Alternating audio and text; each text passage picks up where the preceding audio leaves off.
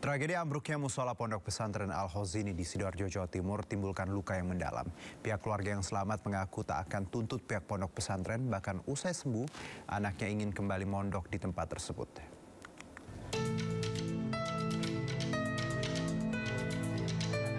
Syaiful Rosi Abdillah, 15 tahun, salah satu korban selamat tragedi ambruknya musola Pondok Pesantren Al-Khozini di Sidoarjo, Jawa Timur masih tergolek lemas di Rumah Sakit Umum Daerah Sidoarjo.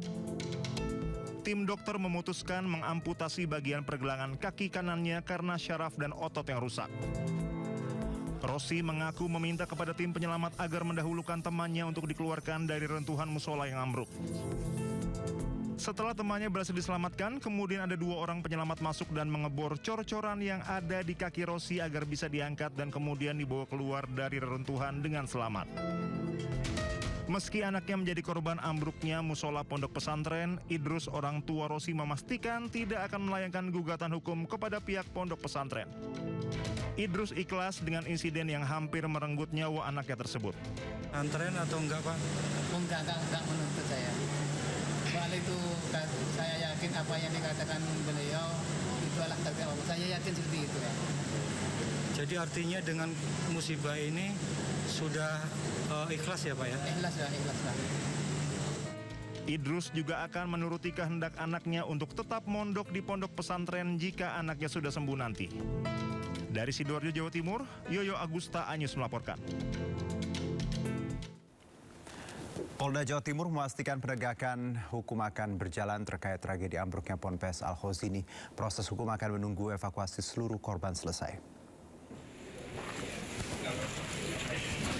Banyak dugaan ambruknya musola Ponpes Al-Khozini di Sidoarjo, Jawa Timur terjadi karena adanya kegagalan struktur. Untuk pastikan penyebab, pihak Polisian Polda Jawa Timur memastikan melakukan penyelidikan dan penegakan hukum jika terbukti adanya kelalaian. Namun penyelidikan dan penegakan hukum akan berjalan setelah proses pembersihan material bangunan dan evakuasi seluruh korban selesai. Bicara penegakan hukum, sebagaimana yang sudah disampaikan oleh Bapak Kapolda, bahwa hal ini pasti akan tetap kita lakukan, ya. Namun tentu menunggu dari proses pembersihan, proses evakuasi seluruh korban ini berhasil dilakukan. Nah, informasinya tentu kami akan update, kami akan terus bersinergi terlebih dahulu dengan teman-teman yang ada di SAR gabungan, ya.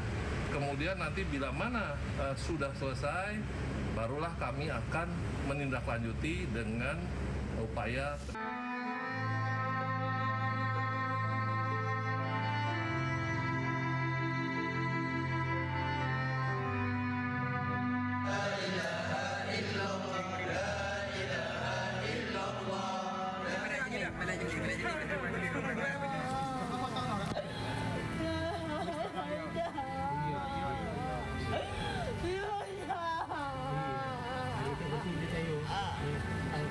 Kan bertahap, pasti hati-hati dokter-dokternya.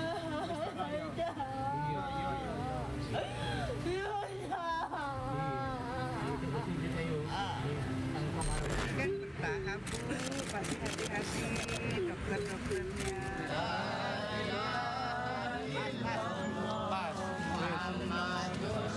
Berapa sedang? Berapa nih Mbak Jiri?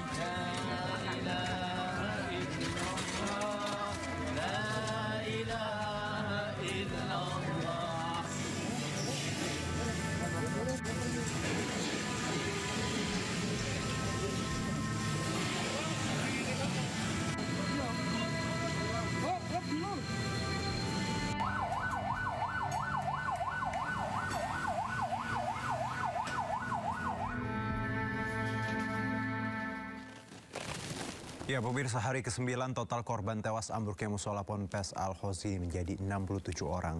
Sementara itu tim SAR gabungan berhasil membersihkan puing bekas runtuhan dan akan hentikan upaya pencarian dan evakuasi korban hari ini.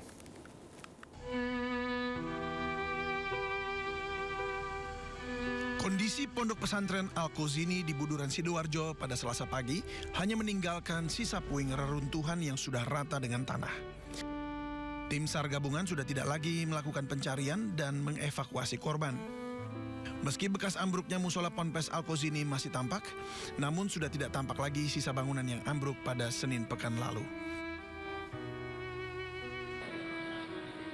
Badan SAR Nasional menyatakan proses pencarian korban dinyatakan berhenti setelah benar-benar tidak ditemukan korban dan puing-puing ponpes yang ambruk bersih dari lokasi kejadian. Kita telah menyelesaikan pelaksanaan operasi pencarian dan pertolongan terhadap korban. Dan kita juga telah bisa memindahkan seluruh material bangunan yang runtuh. Nanti setelah ini teman-teman bisa kita bersama-sama menyaksikan bahwa bagaimana kondisi bangunan yang runtuh pada saat kita ambil gambar melalui drone, dan saat ini kita telah menyelesaikan kegiatan itu. Terus saya sampaikan kepada teman-teman bahwa apa yang kita tutup pada hari ini sebenarnya di koridor pencarian dan pertolongan. Tentunya terkait dengan apa yang nanti akan ditindaklanjuti, teman-teman bisa monitor perkembangan.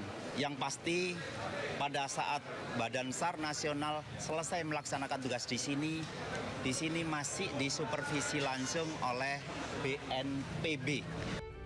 Sejak hari pertama, ada 170 korban dengan rincian 104 orang selamat, 67 korban meninggal dunia, dan ditemukan 7 bagian tubuh korban. Masyarakat berharap penyebab utama peristiwa ini dapat segera terungkap agar peristiwa serupa tidak lagi terulang. Tim Liputan iNews melaporkan. Ya, sementara itu ada sejumlah hal yang masih memicu kekhawatiran pengelola ponpes dan juga keluarga santri yang selamat. Di antaranya gedung lain yang terkoneksi atau terdampak dari rubuhnya bangunan musola 3 lantai yang ambruk. Warga sempat khawatir rubuhnya musola Ponpes Al-Khozini akan mempengaruhi kekuatan struktur gedung lainnya yang pada saat pembangunan musola secara langsung terkoneksi dan juga terkena reruntuhan. Menjawab hal tersebut, Profesor Muji dari ITS menyebutkan bahwa gedung lainnya aman namun masih perlu dievaluasi. Untuk menyelamatkan itu bangunannya roboh kita sanggah agar robohnya tidak menimpa bangunan existing. Jadi sudah lama ini tidak ada penyangga tambahan. Tidak ada. Yang roboh kami sanggah supaya pada saat digetar itu tidak mempengaruhi gedung sebelah. Saya kira itu cukup aman dan berhasil sehingga alhamdulillah semua bersih. Kami fokus ke evakuasi korban, Basarnas hebat. Selesai semua dengan baik, tidak ada masalah dan kita lanjutkan pembersihan semalam selesai, tadi pagi tinggal pembersihan saja. Demikian. Pasti masih aman semua. Bangunan existing masuk ini? Ya, aman? Masih aman. Oh, nanti kita evaluasi. Kalau kita lihat akibat keruntuhan, saya sampaikan masih aman. Ya. Bahwa kemudian kita perlu evaluasi, yes. Nanti kita akan evaluasi setelah ini semua beres, teman-teman Basarnas bisa menyelesaikan tugasnya dengan baik, BPBD itu juga berkoordinasi dengan baik. Kita tim teknis membackup ini semua supaya tetap